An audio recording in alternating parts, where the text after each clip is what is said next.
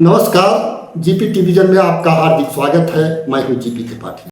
मित्रों, जब कोई राष्ट्र अपनी मूल्य आधारित संस्कृति पर प्रहार होते देख सहन करता है तो वह वतन पतन की राह पर चलने लगता है, जिसका दुष्परिणाम समाज परतंत्रता के अधीन हो जाता है एवं देश की बड़ी क्षति होती है।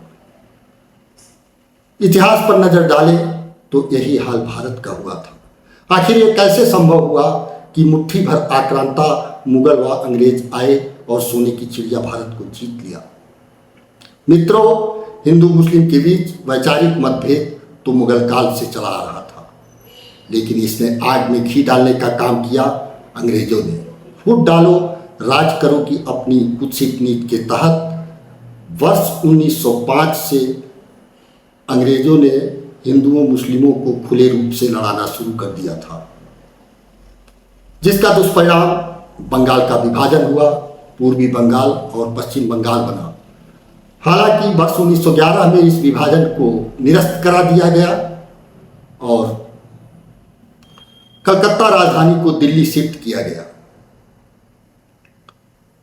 वर्ष 1906 में दो मुस्लिम कट्टरपंथी नेता आगा खान एवं समीउल्लाह ने मुस्लिम लीग की स्थापना की। इसी मुस्लिम लीग ने आज़ादी के बाद भारत का विभाजन कराया था। उस दौर में मुस्लिम लीग का नारा था, हंस के लिया है पाकिस्तान, लड़ के लेंगे हिंदुस्तान। मित्रों, भारत विभाजन के पक्ष में हुए मतदान के परिणाम से ये स्पष्ट होता है कि मुस्लिमों की एकता कितनी मजबूत थी। मुस्लिमों की इस्लामिक आस्था, संस्था, व्यवस्था बेहद शक्तिशाली था। उनके साथ मुस्लिम लीग जैसा मजबूत संगठन था। वहीं दूसरी ओर हिंदुओं की धर्म के प्रति आस्था तो था, लेकिन कोई हिंदूवादी संगठन, संस्था, व्यवस्था नहीं था, जिसके कारण हिंदू जातियों में विभक्त थे। इसका फायदा अंग्रेज उठाते थे। अंग्रेज हिंदू समाज को आपस में खूब लड़ाते थे। अंग्रेजों की इस कुत्सित नीति से अधिकांश भारतीयों की भावना त्रस्त थी और मन में आक्रोश था। लोगों के समझ में यह आ गया कि बिना किसी हिंदूवादी संगठन के राष्ट्रीय शक्ति, हिंदुओं की एकता सबल नहीं होगी। इसी दृष्टिकोण के चलते, इसी विश्वास से विभक्त हिंदू समाज की विभिन्न जातियों के कुछ बौद्धिक लोग एकजुट हुए और राष्ट्रीय एकता को सबल बनाने के लिए एक हिंदूवादी संगठन की संरचना का निर्णय लिया। किसी ने क्या खूब कहा है कि 1000 वर्ष गिरे, लाख आंधियां उठे, वो फूल खिल कर रहेंगे जो खिलने वाले। आखिरकार 27 सितंबर 1925 को दशहरे के दिन नागपुर में आरएसएस की स्थापना हुई। उस समय मात्र 17 लोग ही थे। आरएसएस का नामकरण 17 अप्रैल 1926 को हुआ। पहले सरसंघ चालक डॉक्टर केशव बलिराम हेगड़ेवार जी बने।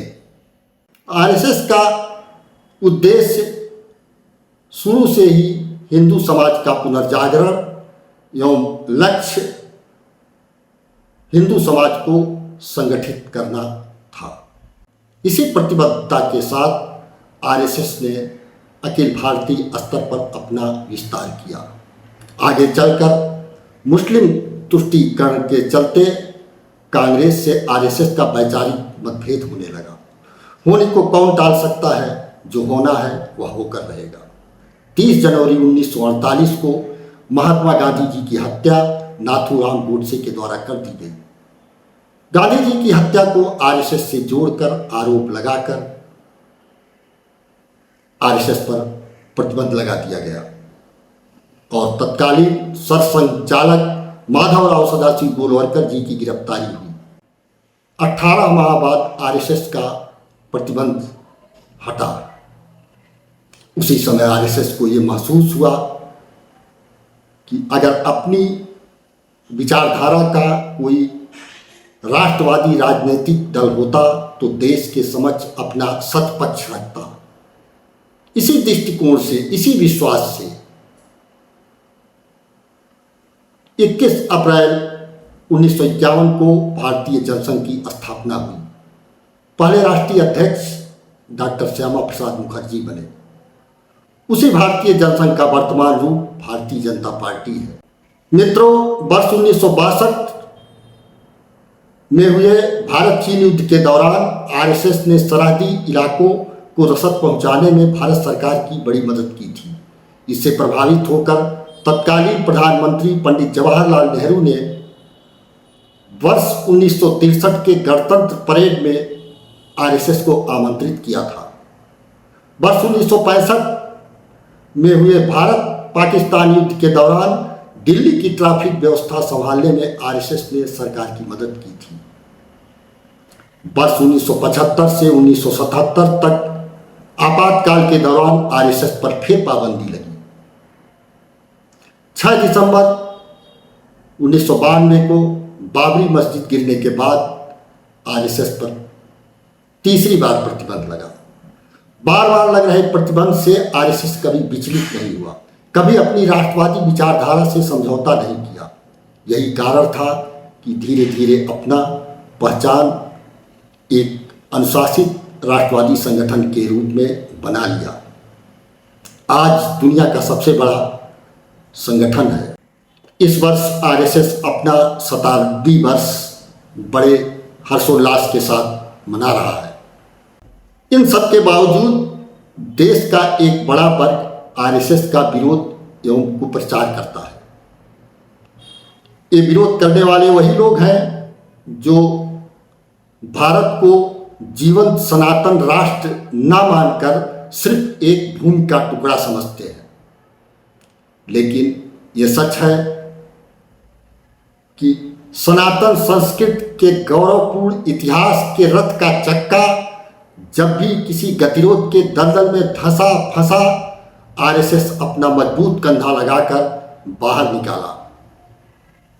मित्रों, देश में जब भी कोई दैवीय आपदा या संकट काल आता है, आरएसएस जनहित में हमेशा अग्रणी रहता है।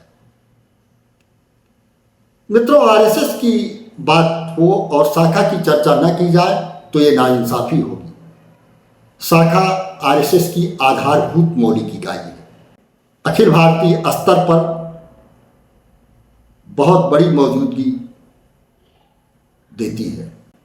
लगभग 83,000 से अधिक जगहों पर प्रति नियमित रूप से शाखा लगती है। 1 करोड़ से ज़्यादा सदस्य नियमित रूप से शाखा जाते हैं। आरएसएस के स्वयंसेवकों को किसी प्रकार की कोई धनराशि नहीं दी जाती है। शाखा में बौद्धिक, शारीरिक एवं वैचारिक प्रशिक्षण दिया जाता है। दुनिया के 40 से अधिक देशों में आरएसएस की सक्रिय उपस्थिति है।